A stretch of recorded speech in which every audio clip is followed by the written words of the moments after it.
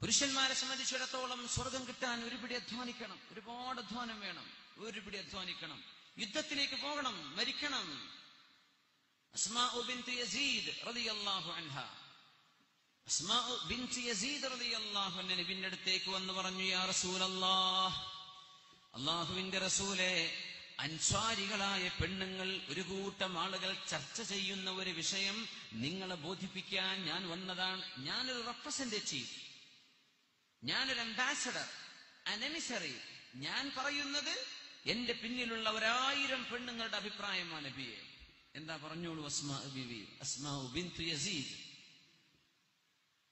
നബിയെ, ഒന്നുമില്ല, ആണുങ്ങൾക്ക് യുദ്ധത്തിന് പോകാൻ അനുമതി കൊടുത്തില്ലേ? എന്തായി ചോദിക്കണത് നോക്കി, എന്നെ ഗൾഫ് കൊണ്ടുപോകുന്നല്ലേ ചോദിക്കണത്. നിങ്ങൾ അനുമതി കൊടുത്തില്ലേ നബിയെ ആണുങ്ങൾക്ക് യുദ്ധം? അവർ ജയിച്ചു വന്നാൽ അവർക്ക് ഗനീമത്ത്, വലിയ പ്രതിഫലം. യുദ്ധത്തിലെങ്ങാനും മരിച്ചാൽ രക്തസാക്ഷിത്വം, നേരെ സ്വർഗത്തിലേക്ക്. ഞങ്ങൾക്കിതൊന്നും വേണ്ടേ നബിയെ? യാ അല്ലാഹ്, നമ്മൾ പറയേണ്ട സിന്ദാബാദ്, സ്ത്രീ പുരുഷ സമത്വം സിന്ദാബാദ്. അവര് ചോദിച്ചു, നബിയെ, ഞങ്ങൾക്കും മരിക്കാൻ കൊതിയുണ്ട് നബിയെ, അള്ളാഹുവിന് വേണ്ടി ഒരു ചോര കൊടുക്കാൻ കൊതിയുണ്ട്. ഞങ്ങൾക്കങ്ങ് സമ്മതം തരാത്തതിന്റെ ആ പ്രതിഫലങ്ങളൊക്കെ ഞങ്ങൾക്ക് നഷ്ടപ്പെട്ടു പോകുന്നുവല്ലോ. ഇത് പുരുഷന്മാർക്ക് മാത്രമോ, ഞങ്ങൾക്കും വേണ്ടേ?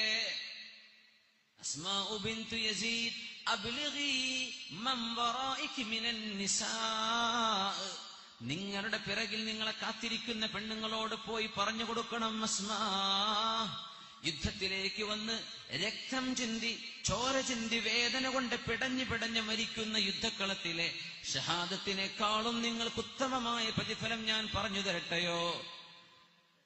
ഇത്വാഅതു അസ്വാജികും വമഅരിഫതു ഹുഖൂഖിഹിം, നിങ്ങളുടെ ഭർത്താക്കന്മാരുടെ വില എന്താണെന്നും അവരുടെ മഹത്വം എന്താണെന്നും നിങ്ങളുടെ മനസ്സുകളിൽ ബോധിക്കുകയും അവർക്ക് നിങ്ങൾ അനുസരണ കാണിക്കുകയും ചെയ്യുന്നത് യുദ്ധത്തിൽ ആണുങ്ങൾക്ക് ലഭിക്കുന്ന ഷഹാദത്തിനേക്കാളും വലിയ പ്രതിഫലം നിങ്ങൾക്ക് വാങ്ങിച്ചു തരുമെന്ന് അഷ്റഫുൽ ഖൽഖ് റസൂലുള്ളാഹി സ്വല്ലല്ലാഹു